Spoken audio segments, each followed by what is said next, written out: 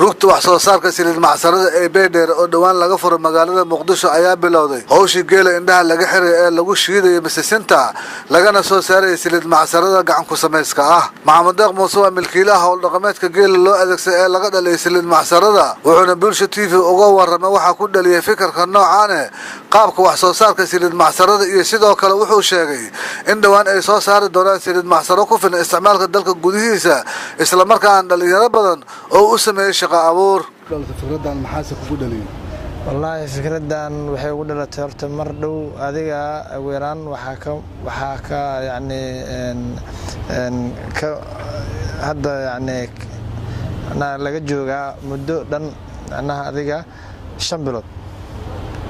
maxaa kugu dhaliyay marka inaad ganacsigan aad bilowday? wallahi runaantii ganacsigan muddadan inta waa ka maqnaa muddadan waa ka suulay runaantii waxa waayay in haddana la soo cusboonaysiiyo wixii la suulay oo suulay oo hadda la waayay in la soo cusboonaysiiyo ayaan jeclaanay. marka waxa dhacday annaga sidaas oo kale berigii aan yaryareen waa arki jirnay geelan macsarada shiidaayo wax fikradana oo ka dheeraad kama haysan bal macluumaad naga sii shaqadan say u socoto qalabka meesha aad keentay waxyaabaha ay kala qabtaan. horta runaantii waxyaabaha ay kala qabtaan waxaa ka mid ah tan weyn waxa la qashbad waaba taqaanaaba mooyaha waa kan weyn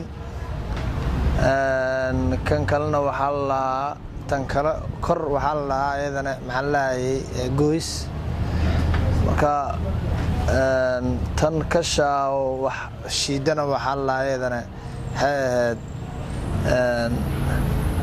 marka waxa waa sisinta waa saas shaqadeedu u socotaa.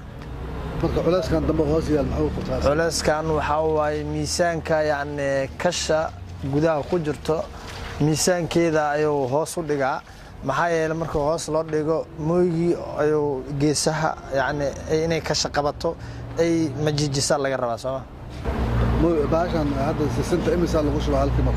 wallahi sisintii halkii mar waxaan ku shubnaa 17 combo ama 17 kiilo koombada kiilada ah. marka imisa saacadood ama imisa jiiro oo rutiyaas oo jiiroonayo qiyaas ahaan ay ku saliid ku noqonaysa? wallahi horta qiyaas ahaan lama hayo laakiin waxa waayay wuxuu saliid ku noqonay weeraan hal saac bar shaqadiisa fortada markay tahay ay si fiican u shaqeynayso waxa waayay weeraan hal saac waa garta marka sisinta kaliya ma shiidaan mise looska iyo macnaha galleeyda ayagana waxay leeyihiin saliid kuwaasna ma ku dartaa? maya annaga sisin la shiidnaa sisin oo laba nooc ah tan madow iyo tan cadaan.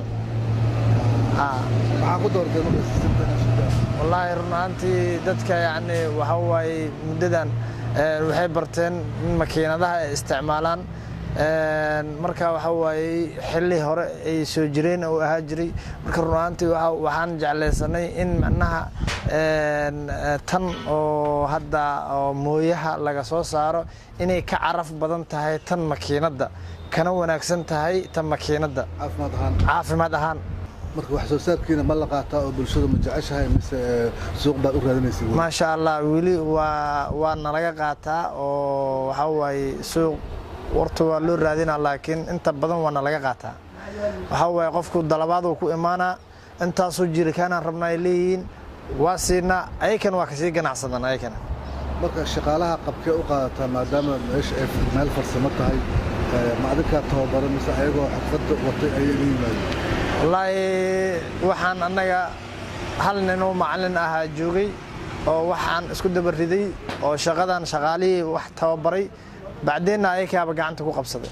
dhaqanka noocan ah ayaa dadka intiisa badan ay ku cusub tahay hase yeeshee muddo badan ayay hawshaan hakad ku jirtay sidaana ay ulama tahay wax ku cusub dalka gudihiisa. Muuse Maxamuud Jiisow, Muqdisho.